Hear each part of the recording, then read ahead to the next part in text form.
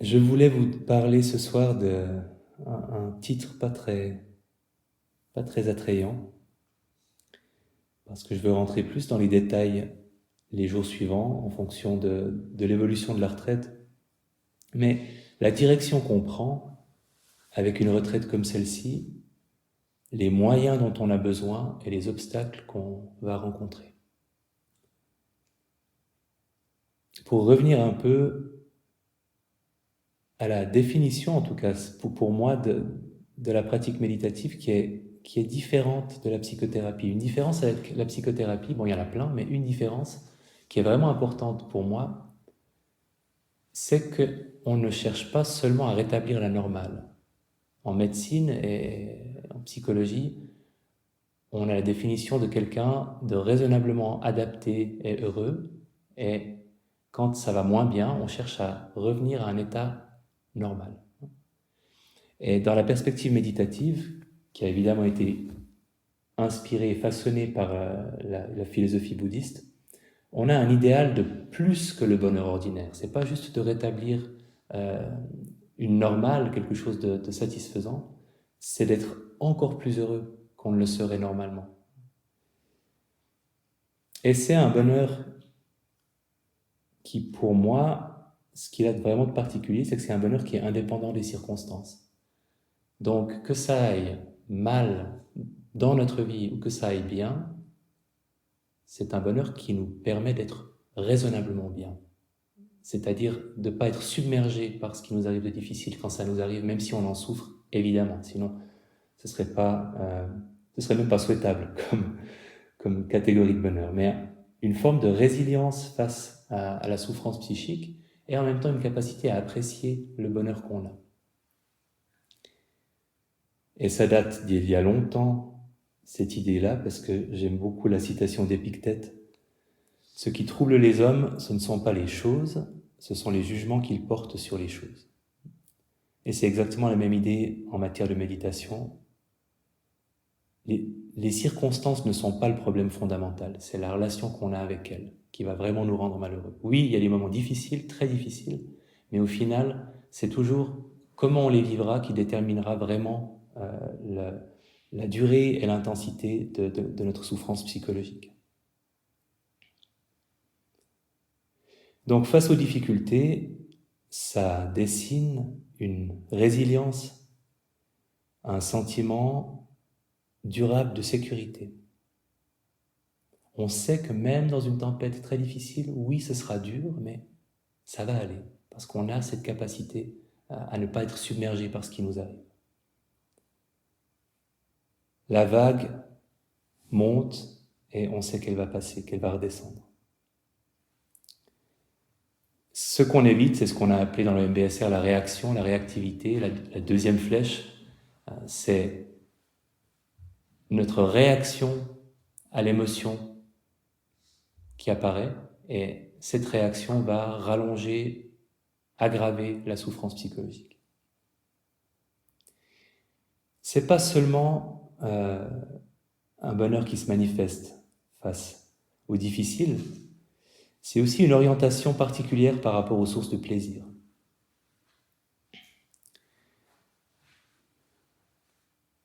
Profiter de ce qui est agréable en évitant l'insatisfaction liée aux addictions, au circuit de la récompense, au piège du circuit de la récompense,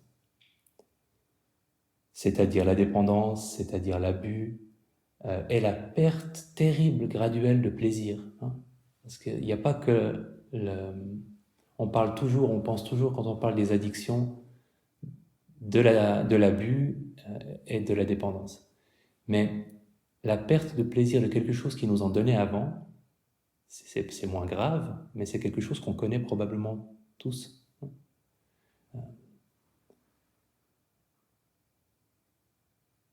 Suivant la façon dont on mange quelque chose qu'on a déjà souvent mangé, si on ne prend pas la peine de savourer à nouveau comme si c'était la première fois, on aura beaucoup moins de plaisir. Et on s'est démontré que le millième like sur Facebook apporte moins de satisfaction que le 10e like sur Facebook. Il y a cette incapacité à se satisfaire de ce qui nous satisfaisait avant. Je suis désolé d'avoir pris Facebook comme exemple. Pour dire que c'est universel. c'est aussi évidemment, dans l'orientation face au plaisir, une capacité à apprécier les bonnes choses de la vie sans avoir besoin de plus. Ce qu'on peut appeler le contentement, une capacité, j'aime beaucoup le mot émerveillement, une capacité à s'émerveiller, à se réémerveiller, à réenchanter des choses qui nous paraissent acquises alors qu'on peut leur retrouver du merveilleux. Je pense toujours aux enfants qui voient pour la première fois une sauterelle ou je me rappelle de ma fille avec une grenouille. Il y a un plaisir et une fascination et quelques mois plus tard, quand l'enfant voit une grenouille, c'est possible qu'il dise « tiens, une grenouille ». Et ce qu'on fait, nous, en tant que méditants, c'est reconquérir ce plaisir, cet émerveillement qu'on a la première fois qu'on découvre quelque chose. Et les fois où on arrive à le faire, c'est assez miraculeux. Quand vous mangez une bouchée de quelque chose que vous auriez mangé ailleurs qu'en retraite méditative avec moins de plaisir et que vous dites « mais qu'est-ce que je profite de ce que je suis en train de manger ?» C'est un moment où vous avez réenchanté ce qu'il y a dans votre assiette. Comme le disait Dipama, une méditante légendaire pour sa capacité de concentration, qui avait une vie très compliquée et qui s'était jetée dans la méditation pour être heureuse et qui avait réussi. Comme le dit Dipama, disais-je, qui était une femme de peu de paroles, vous n'avez besoin de rien pour être heureux. Simplement. Et quand elle le dit, c'est vrai, en tout cas pour elle. C'est aussi un idéal d'une relation aux autres qui est harmonieuse et ça se manifeste par une grande facilité d'accès à la bienveillance, à la gratitude, à la compassion, à la joie, à la Mitfreude, la joie empathique, capacité de se réjouir du bonheur des autres. Et là, j'aime beaucoup cette phrase du Dalai Lama que je cite souvent. J'essaie de rencontrer chaque personne comme si c'était un vieil ami. Ça peut être exprimé comme ça, un idéal de manifestation de bienveillance, de ne pas faire de différence et finalement de rencontrer tout le monde comme si c'était quelqu'un de cher. Mais c'est une grande ambition. Là, je suis en train de vous parler de l'idéal, hein, vous inquiétez pas, on va parler du chemin difficile qui nous conduit à peut-être s'en rapprocher. Et déjà, pour commencer à relativiser, c'est pas un but qu'on doit atteindre. Et pour ça, j'ai toujours trouvé que le mot, dans la perspective bouddhiste, le mot de nirvana peut tendre un piège aux méditants parce que ça indique un but et quelque chose de binaire. On l'a atteint ou on l'a pas atteint. Et c'est vrai pour la pleine conscience laïque et c'est vrai pour la pleine conscience bouddhiste aussi. Le bonheur va croissant au fur et à mesure qu'on développe la pratique. Et finalement, oui, il y a peut-être quelque chose comme un but ultime tout au bout du chemin, mais on n'a pas besoin de l'atteindre parce que le simple fait de continuer sur ce chemin méditatif va nous rendre plus heureux petit à petit. C'est la direction qui compte, pas le but. Pour peu qu'on ait un but, ce qu'on n'a pas forcément dans une tradition laïque.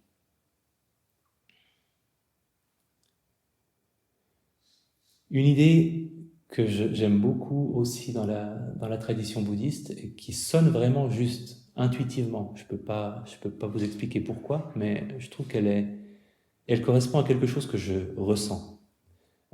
Que ce qu'on cherche, c'est plutôt de retrouver un état naturel qui a toujours été en nous et qu'on a perdu de vue, qui a été obscurci par les habitudes mentales qu'on a prises au fil des années. Et je trouve que c'est assez juste quand je parlais tout à l'heure de réenchanter ou de redécouvrir le plaisir qu'on avait quand on a vu quelque chose pour la première fois. C'est vrai que y a beaucoup de dispositifs psychologiques qu'on met en place au fil des années, et les spécialistes des traumas parlent aussi, tout ce qu'on peut construire pour se protéger qui, sur le moment, est tout à fait adaptatif, et puis qui, des années plus tard, ne l'est plus, mais est toujours là. Donc il y a beaucoup de choses, d'habitudes, de pensée qu'on construit. et dont on n'a plus besoin, mais dont on n'arrive plus forcément à se débarrasser, parce qu'à un moment, il y a très longtemps, ils nous ont été utiles. Et l'idée est de revenir à quelque chose de plus simple. J'aime beaucoup cette idée, cette image vous connaissez peut-être l'empreinte de l'ange, que les bébés à la naissance sont très sages, savent tout, sont parfaitement heureux, et que un ange leur pose le doigt ici pour leur dire de se taire, de ne pas tout révéler et qu'ils oublient tout. C'est pour ça qu'on a cette marque ici. C'est un peu cette idée. Il y a quelque chose qu'on peut reconquérir qui s'est compliqué à force qu'on y ajoute des couches et des couches de complexité psychologique et d'habitude de penser, de façon de ruminer, nos façons à nous de ruminer. Revenir à quelque chose qui était là avant et qui est toujours là, mais dissimulé. Bon, c'est très attrayant tout ça. Passons au travail. Parce qu'on agite du rêve, mais on sait que c'est sacrément compliqué de prendre cette direction-là et puis de continuer à la suivre. Quels sont les moyens qu'on utilise et comment est-ce qu'on va les utiliser dans la retraite? Il y a un pilier éthique, et je peux commencer par là parce que traditionnellement c'est la première chose dont on parle, mais dans le cas d'une retraite, ce ne sera pas le plus important. Et il m'a fallu beaucoup de temps pour comprendre que venant, comme je viens d'une tradition à la fois judéo-chrétienne et, je dirais, psychomédicale, l'idée que être une bonne personne, enfin, se bien comporter, faire le bien et éviter de faire le mal, éviter certaines actions qu'on pourrait regretter et en faire d'autres qu'on ne regrettera pas d'avoir faites, que ça pouvait avoir un rapport avec le bonheur. Alors, pourquoi pas, mais c'était pas du tout évident pour moi. Parce que dans la tradition religieuse d'où je viens, finalement, la morale, c'est aussi l'obéissance à une volonté divine ou à une volonté, si on parle des lois, aussi une volonté démocratique. Et on parle rarement de l'éthique comme moyen d'être heureux. Et en psychothérapie, on en parle peu aussi. Il y a des études qui montrent que, par exemple, la générosité provoque du bien-être. Donc, c'est documenté, c'est quelque chose qui existe. Mais ce n'est pas quelque chose dont on parle beaucoup parce qu'on a tendance justement à le laisser au domaine religieux, au domaine philosophique, moral ou légal. Et je suis convaincu que faire le bien rend heureux. De façon très pragmatique, et c'est ça qu'il m'a fallu un moment pour assimiler, c'est qu'en fait, il y a des conséquences déplaisantes pour nous quand on fait quelque chose qu'on regrettera d'avoir fait. Le remords en premier lieu, la culpabilité, la honte, qui sont les choses déplaisantes, et je ne sais pas si ça vous arrive aussi, mais moi je suis souvent visité. En fait, je dis souvent, de moins en moins souvent maintenant que j'y pense. Mais j'ai beaucoup été visité par des vieilles hontes, mais un truc que j'avais fait quand j'avais 10 ans ou 11 ans, qui remontait à la surface, et de réaliser que 20 ans plus tard, je pouvais encore penser à ça. Donc ça rend malheureux de faire des choses qu'on regrette d'avoir faites. Et évidemment, très pragmatiquement aussi, on peut avoir des ennemis parce qu'on leur a causé du tort, donc c'est aussi un risque sur notre bien-être quand on se met des gens à dos parce qu'on a dit des choses qu'on n'aurait pas dû dire ou fait des choses qu'on n'aurait pas dû faire. Et à l'inverse, il y a toute cette chaîne de générosité. On sait, quand on fait cet exercice de gratitude qu'on fera certainement cette semaine, on sait que les gens qui ont été généreux, gentils, bienveillants envers nous, qui ont fait preuve de générosité, nous ont fait beaucoup de bien. Et quand on pense à eux, il y a déjà l'expression de cette gratitude, c'est déjà le signe que ça nous fait du bien, ça nous a fait du bien et ça nous fait encore du bien de sentir la gratitude qu'on a pour ces personnes-là. Et de la même manière, quand on fait preuve de générosité, de gentillesse, on a le bénéfice pour nous de se sentir bien, ce fameux petit petit plaisir qui a été mesuré en laboratoire après les actes de générosité. Et on a aussi l'amitié des gens qui en ont bénéficié et leur gratitude. S'ils ne sont pas d'abominables ingrats. Pour le cas où certaines personnes auraient, je ne sais pas, des adolescents de 13 à 19 à la maison. Ça reviendra plus tard. Il ne faut pas désespérer. Dans une retraite, en fait, on est un peu préservé. Il y a beaucoup de choses qu'on ne peut pas faire. Donc, dire un truc que vous allez regretter l'avoir dit, voilà, on se préserve de ce risque-là. Et de la même manière, finalement, il y a plein de petits gestes de générosité qu'on peut faire. Mais c'est un cadre qui est limité sur le plan, tout ce qu'on peut exprimer éthiquement de terrible ou de très bien. Mais vous pouvez quand même sentir la satisfaction que vous avez, mais en faisant quelque chose de très simple. Vraiment, ça va paraître totalement nul, mais voilà. J'ai vu qu'il y avait une pile d'assiettes très lourde sur un des deux plateaux et aucune sur l'autre plateau. Et j'ai pensé aux gens qui allaient le débarrasser. Je me dis, je vais le faire. Je vais répartir mieux les deux piles d'assiettes sur les deux plateaux. Et c'est une micro-bonne action de rien du tout, ridicule, mais ça fait quand même plaisir de la faire. Donc tous les petits, le soin qu'on prend à fermer le portail derrière nous, par exemple, en pensant qu'on le fait pour éviter que les animaux s'échappent, on peut, dans les circonstances d'une retraite, sentir la tout petit peu de satisfaction que ça nous apporte, même si c'est pas la bonne action qui nous ouvrira les portes du paradis, mais bon, elle est plaisante quand même, et apprécier ce côté plaisant. Ça, c'est la base éthique, c'est-à-dire qu'il vaut mieux éviter certaines choses, éviter d'en faire certaines et en faire d'autres pour être heureux. Une autre compétence, c'est ce qu'on appelle la concentration, stabiliser l'esprit, le calmer, cette fabrication de calme. Une respiration après l'autre, ou si vous choisissez les sons, instant après instant, construire une continuité, un calme. C'est la première compétence qui m'a aidé. C'est celle qui m'a fait réaliser que la méditation servait à quelque chose. J'étais insomniaque, comme je l'ai beaucoup raconté. J'étais un jeune adulte insomniaque. Et j'ai réalisé que je pouvais méditer en attendant que je m'endorme, en acceptant que je m'endormirais peut-être pas, que je méditerais peut-être toute la nuit, ce qui arrivait rarement, et que chaque respiration dont j'avais pleinement conscience était un moment de calme, même si juste après, j'avais une pensée anxieuse par exemple. Mais cette respiration-là, c'était du calme. Et si j'arrivais à en enchaîner deux, c'était deux respirations de calme. Et ainsi de suite.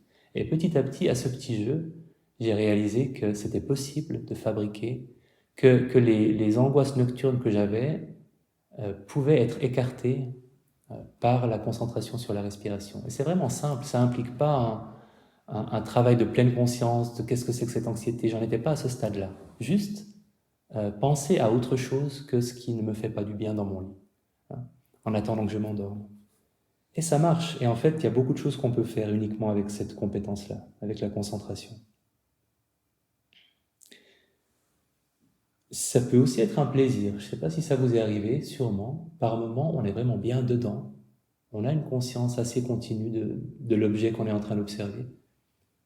Et on réalise que ça nous fait nous sentir bien, que c'est agréable d'être dans cette espèce de continuité où on n'est pas distrait. Ça va revenir, mais d'avoir un de ces moments où on est pleinement absorbé par l'objet de méditation.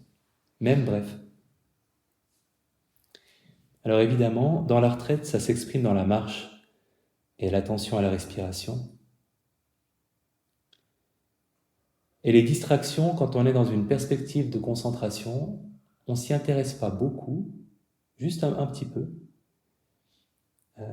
Et si on a l'impression qu'il y en a beaucoup et qu'elles nous gênent, une façon de les voir qui, moi, m'aide toujours, c'est de me dire que c'est des bulles qui remontent à la surface ou c'est du sable qui se dépose au fond, qui est un processus de sédimentation qui fait que l'eau sera de plus en plus claire au fil du temps.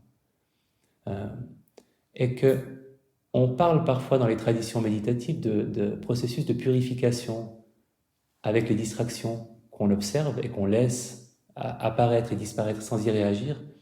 Et c'est quelque chose que j'observe parfois et que vous observez sûrement aussi si vous commencez à méditer et que vous avez des pensées très intenses sur un sujet précis et qu'à chaque fois vous revenez à votre respiration et vous revenez à votre respiration. Et 40 minutes plus tard, c'est plus du tout les mêmes pensées, c'est des sujets peut-être plus subtils, moins grossiers, c'est plus ce que vous a dit votre collègue de travail qui vous a énervé ce matin, c'est des choses un peu plus profondes ou un peu plus anciennes ou un peu plus riches. Donc je pense que par la concentration, euh, on arrive à nettoyer un petit peu euh, les pensées du jour et à faire la place pour les pensées plus intéressantes. Je pense aussi qu'à force de dire oui, je t'ai vu, je reviens à ma respiration, oui, je t'ai vu, je reviens à ma respiration, l'énergie, le potentiel de nuisance d'une pensée va petit à petit diminuer. Et je pense que vous l'avez parfois observé, je l'ai beaucoup observé, que la 150e fois qu'on revient d'une pensée anxieuse et que c'est toujours la même, elle n'a plus la même force que la première fois. Donc on peut avoir une vision valorisante de tous ces moments où on est distrait, quand on aimerait rester centré sur la respiration. C'est les moments où on allège un petit peu, on se débarrasse un peu, on contribue à ce que ces pensées s'épuisent, qu'elles aient au final plus d'énergie et qu'elles aient plus besoin de se présenter à nous. C'est pas juste un constat d'échec, que vous n'avez pas pu rester concentré sur la respiration. C'est aussi, ça fait partie de la méditation et c'est un processus de nettoyage. Il y a la bienveillance.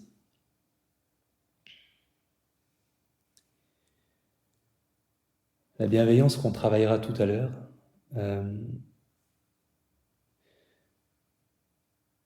Ce qui est pour moi super intéressant dans la bienveillance, c'est, en tout cas ce qui m'a vraiment choqué quand j'en ai pris conscience, c'est pas une méditation avec laquelle j'avais beaucoup d'atomes crochus du tout au début. Et c'est un peu on-off. Il y a des gens qui tout de suite adorent la bienveillance et il y a des gens qui ont beaucoup de peine. Je faisais plutôt partie de la deuxième catégorie. Il y avait des raisons à ça, je vais pas revenir là-dessus, mais petit à petit, je l'ai apprivoisé et à un moment, j'ai compris à quel point c'était miraculeux de pouvoir produire un état d'esprit dont je pensais qu'il devait m'être inspiré par les autres. J'avais toujours finalement pensé, sans y réfléchir, que j'étais bienveillant envers telle ou telle personne, ou j'éprouvais de la bienveillance parce que cette personne me l'inspirait. Et c'est vrai aussi. Mais avec la méditation de bienveillance, c'est vraiment une petite flamme qu'on peut fabriquer soi-même et qui réchauffe ce qu'il y a autour d'elle. Pas forcément les personnes méritantes seulement, pas forcément celles qu'on aime ou qui nous inspirent cette émotion-là. Et, ne pas oublier, on peut aussi penser que la bienveillance nous est forcément donnée par les autres. Et avec la méditation de bienveillance, on peut se la donner à soi-même aussi. On peut se souhaiter du bien. Alors, vous aurez des moments de méditation formelle de bienveillance. L'idée, c'est aussi d'apprécier ces états quand ils se manifestent spontanément, de cueillir un moment de bienveillance quand vous sentez qu'il est là,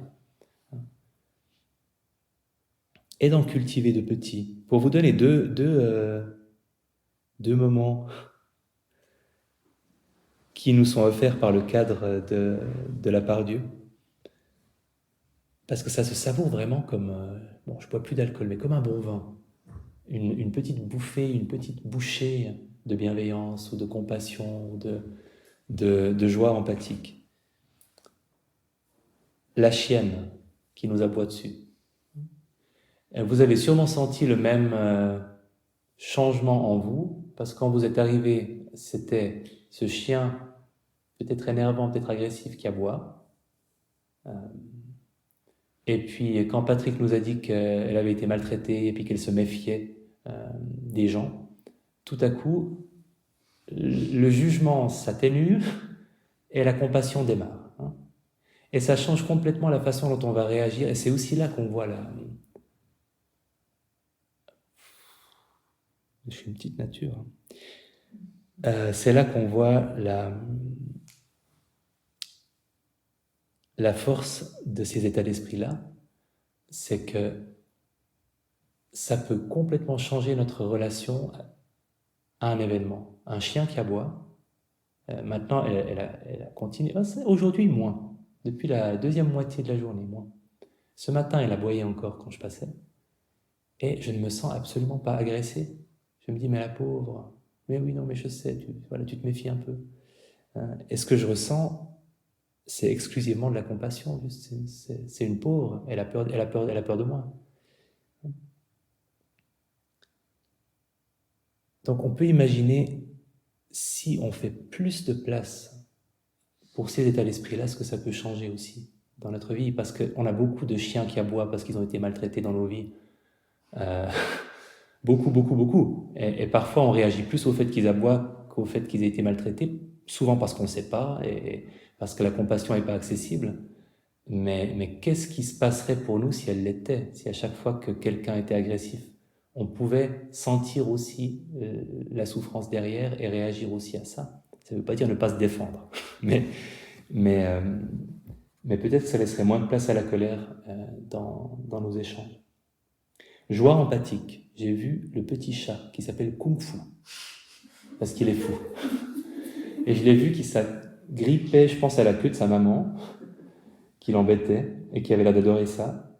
Et j'ai eu une bouffée de ce qu'on appelle la joie empathique. Parce que les petits chats, c'est génial. Enfin, les petits animaux, d'une manière générale, c'est des machines à produire de la joie empathique. On est content pour eux, j'étais content pour lui. Il avait la joie complètement contagieuse.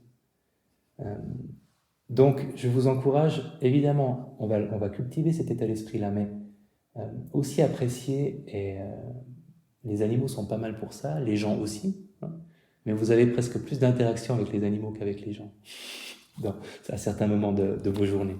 Donc, tous les prétextes sont bons pour savourer les moments de bienveillance, de compassion ou de joie empathique. Et il y a la pleine conscience, comme dernière compétence de la liste. C'est-à-dire prendre conscience de ce qui est présent, que ce soit plaisant ou déplaisant, en prenant conscience de la nature impermanente et désidentifiée de ce qu'on observe.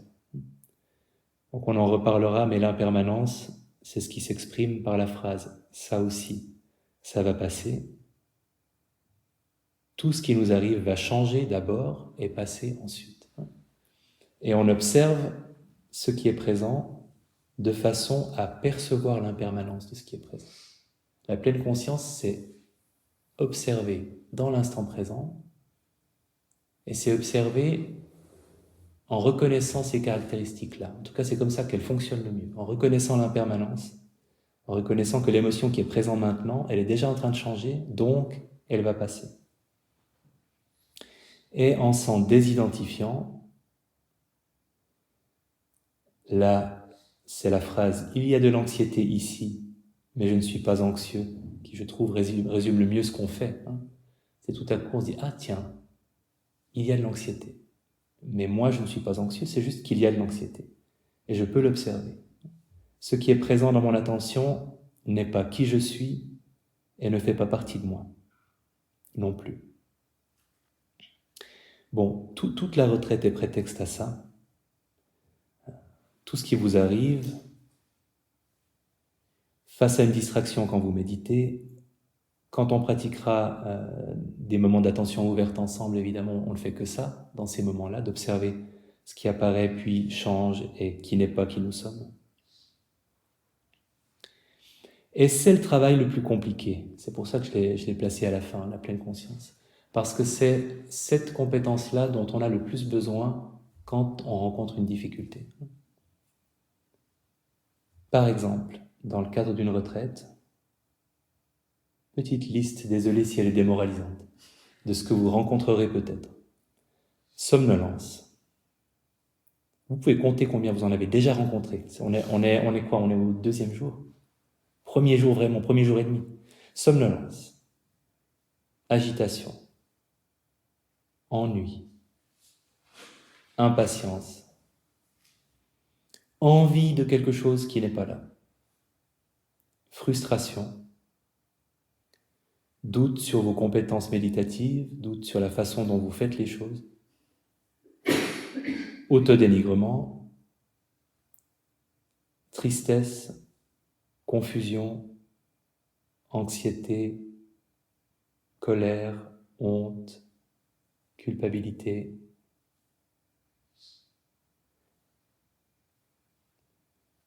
Quelques-unes? Peut-être pas toutes, hein, parce que, heureusement, mais probablement un échantillon.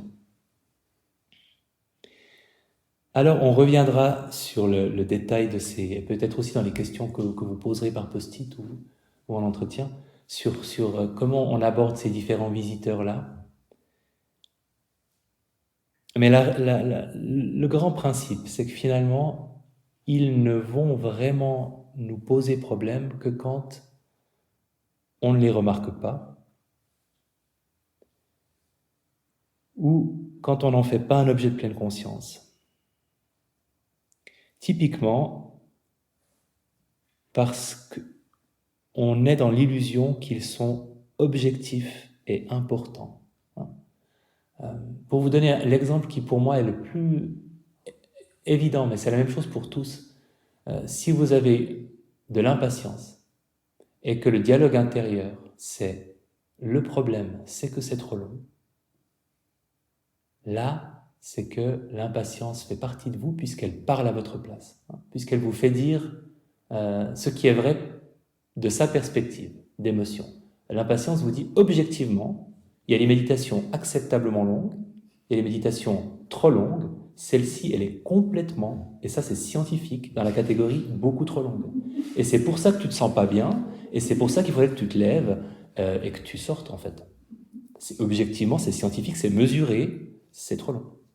Donc quand vous êtes dans cet état d'esprit-là, eh bien, il y a deux problèmes. Vous n'avez pas remarqué que c'était quelque chose qui vous arrivait, donc vous n'êtes pas dans la désidentification. Vous portez vraiment le drapeau, les couleurs de l'émotion. Vous parlez pour elle, ou elle parle à travers vous. Donc il n'y a pas de désidentification, et généralement, parce qu'il n'y a pas de désidentification, puis les deux choses voyagent toujours ensemble, il n'y a pas d'impermanence non plus. Vous avez l'impression qu'elle est là, et que plus vous allez attendre, pire ce sera, etc. Alors j'aime bien l'impatience, parce que l'impatience, c'est tellement évident que instantanément elle peut passer. Le moment où on dit « Ah oui, c'est de l'impatience » et je sens une tension ici, et tout à coup, elle était insurmontable, c'était beaucoup trop long, c'était horrible, et en fait, ça va. Et peut-être qu'après, c'est de nouveau horrible, entendons-nous. Mais c'est une de ces émotions qui peut partir comme elle est arrivée, et on réalise à ce moment-là à quel point on s'est fait temporairement posséder par cette croyance que c'était vrai, que c'était ça la réalité, que c'était beaucoup trop long. Ou beaucoup trop ennuyeux. L'ennui fait un peu la même chose.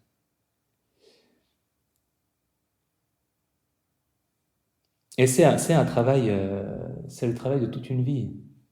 Je pense à ma fille qui a des anxiétés nocturnes et qui, à chaque fois, vient me dire que le problème, c'est qu'elle n'est pas sûre d'avoir fermé le box d'un poney au manège où elle va faire du poney, et que du coup, il pourrait sortir et qu'il pourrait aller sur la route et qu'il pourrait se faire écraser.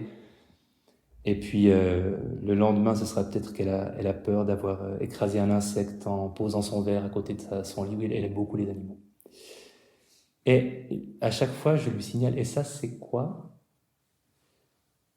Ben, c'est de la peur, mais j'ai vraiment peut-être pas fermé la porte. Et c'est un travail pour tous les âges, en fait. On est toujours, par moments, sous l'emprise des émotions, et on pense que le problème, c'est qu'on n'a peut-être pas fermé la porte. Et oui, alors, ça n'empêche pas que ça en est peut-être un, mais elle la ferme toujours. Mais ce qu'on a immédiatement en nous, c'est de la peur. Et c'est ça qu'on observe en méditation. Donc ce n'est pas une invitation à la passivité. Bien sûr que s'il y a quelque chose qu'on peut faire, parce qu'il y a des vrais problèmes, on le fait, mais on considère l'émotion comme étant une émotion, pas le reflet de la réalité. Concrètement, techniquement, je rappelle qu'une méthode, parce que c'est pas un passage obligé, une méthode qui marche bien, c'est de nommer, par exemple, l'émotion, impatience. Et le simple fait de la nommer, c'est déjà de la désidentification. Donc on est déjà en train de déclarer « Ah, impatience, c'est la chose que j'observe. Je ne suis pas cette chose-là, puisque je viens de la nommer. » C'est comme si on la pointait du doigt et qu'on la désignait. Donc on s'en distingue, on s'en désidentifie simplement en la nommant. Et sentir les données brutes, le ressenti physique qui correspond à l'émotion. Si c'est de la chaleur, si c'est un cœur qui bat un peu plus vite, si c'est quelque part dans le corps un estomac qui est serré. Et une fois qu'on s'est saisi de la sensation, qu'on entre en relation avec l'émotion au travers du ressenti physique, c'est comme ça qu'on l'attrape méditativement. Et quand on l'attrape, on reste un moment avec elle, ça peut être très court ou très long, et on observe comment ce ressenti va évoluer. Et en observant que le ressenti, en laissant l'histoire, justement, t'as pas fermé le box ou c'est beaucoup trop long, laissant l'histoire de côté et en s'intéressant à ce qu'on sent dans le corps en lien avec l'émotion.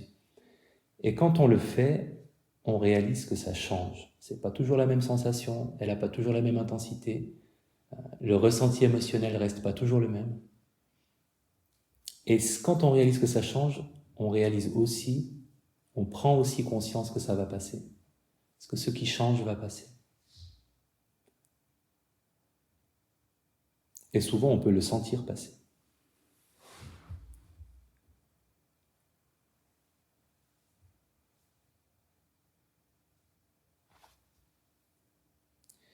Quand on n'établit pas cette relation, quand on n'applique pas notre pleine conscience à une émotion difficile, on va souvent y réagir. Alors il y a 1000 manières d'y réagir. On peut remettre de l'huile sur le feu, on peut argumenter. Je vous avais fait toute une liste à l'époque lointaine de votre cours MBSR de toutes les façons dont on peut prolonger une émotion désagréable. Il y en a beaucoup. Mais si on veut vraiment prendre les plus courantes, on va réagir par du rejet. Je n'aime pas cette émotion, elle n'a pas le droit d'être là, elle m'énerve, elle est le signe que je ne vais pas en tant que personne, elle devrait partir, qu'est-ce que je peux faire pour la faire partir, etc. Sortir nos armes pour essayer de faire fuir une émotion ou nous la reprocher. Ça, c'est cette réaction générale de rejet. On peut y réagir par la fuite dans quelque chose d'agréable. Et ne pensez pas que ça ne vous arrive pas ici, même s'il y a moins, il n'y a pas le chocolat ou le téléphone portable à portée de main, mais dans la méditation, c'est quelque chose que j'ai souvent observé, qu'une pensée désagréable ou une sensation désagréable dans le corps, je peux y réagir parfois par une recherche de quelque chose de gratifiant, de satisfaisant, peu importe quoi en fait. Penser à quelque chose d'agréable qui me fait partir encore plus loin, qui me fait perdre encore plus le fil, et ça marche pas. Parce que ça m'anesthésie, mais très très temporairement. Et quand je reprends mes esprits, la douleur est toujours là, ou l'insatisfaction est toujours là. Donc la fuite, le rejet, et c'est plus subtil, mais c'est intéressant dans une retraite méditative. Il y a aussi l'anesthésie, et on déconnecte. Donc il y a une pensée qui vous gêne et qui revient souvent, ou une sensation qui vous gêne et qui revient souvent, une émotion, et vous partez dans la brume. Parfois c'est un début de torpeur, mais c'est pas du sommeil, c'est d'être dans la puff, comme on dit par chez moi. Et ça, c'est intéressant de le noter parce que ça peut tout à fait être aussi, ça peut être le signe que vous n'avez pas beaucoup ou pas bien dormi, évidemment, mais ça peut aussi être une de ces réactions face à quelque chose de déplaisant. Allez, je déconnecte, hein. C'est une réaction classique aussi. Et celles-là aussi, on les observe. C'est-à-dire que si vous êtes en plein en train de vous énerver contre une émotion ou de vous juger parce qu'elle est là, la priorité, c'est déjà de noter et de remarquer le jugement. C'est pas de remarquer que vous avez eu de l'anxiété et que maintenant vous vous jugez parce que vous avez eu de l'anxiété. C'est ce qui est présent maintenant que vous observez. Donc c'est cette réaction de jugement de vous ou c'est cette fuite dans une expérience agréable, etc. Et quand vous prenez conscience de l'impermanence, quand vous prenez conscience de la désidentification, que ce n'est pas qui vous êtes, que ça va changer, que ça va passer, c'est comme si vous étiez dans une mer agitée, en train de pas très bien vous en sortir, parce que vous êtes dans l'eau, vous êtes dedans. Et au moment où vous avez cette capacité de prendre conscience, ah, c'est de l'impatience, je la sens là, c'est une chose que je peux saisir avec mon attention, que je peux observer. Tout à coup, vous avez un bateau. Et vous pouvez voguer sur la vague émotionnelle parce que vous ne vous confondez plus, vous n'êtes plus dans l'eau. Vous êtes sur le bateau de la pleine conscience, est-ce que je suis poétique, et que vous pouvez sentir la vague monter, puis redescendre dans la sécurité de ce bateau. C'est un petit peu une safe place portative. En tout cas, moi, je la vis comme ça. La tempête va passer. Mais on perçoit beaucoup mieux qu'elle passe quand on est sur un bateau. Curieusement.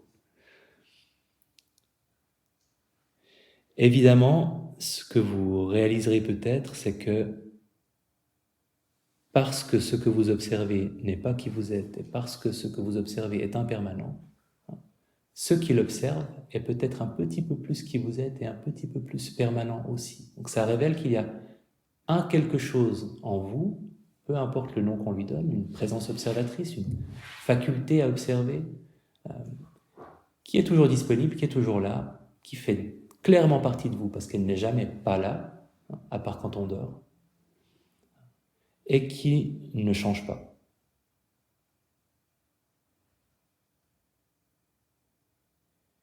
La pleine conscience n'est pas utile que dans le... Ça ne sert pas qu'à faire trébucher les émotions difficiles, ça sert aussi à apprécier ce qu'il y a de bon et de beau, plus, comme j'en parlais tout à l'heure, de reconquérir cette capacité à s'émerveiller. Des gens, des animaux, des arbres, des repas, du ciel étoilé du matin. Dipama toujours, femme de peu de mots, qui décrit sa relation à la vie. Tout est frais et nouveau tout le temps. Chaque moment est neuf. Et là aussi, quand elle le dit, j'y crois. Moi, j'ai un petit faible pour Dipama. Ça signifie que la pleine conscience, parce que justement, elle prend conscience sans le filtre intellectuel. De la même manière qu'il n'y a plus le filtre des ruminations autour des émotions, il n'y a plus le filtre de tiens, c'est une sauterelle. On dit ah, voilà ce que c'est qu'une sauterelle. Donc tout est frais, en effet, tout est frais. Tout redevient frais. Alors on n'est pas au stade où tout l'est tout le temps, mais là on a un bon terrain d'entraînement pour observer avec un regard neuf tout ce qu'on peut voir et tout ce qu'on peut apprécier ici.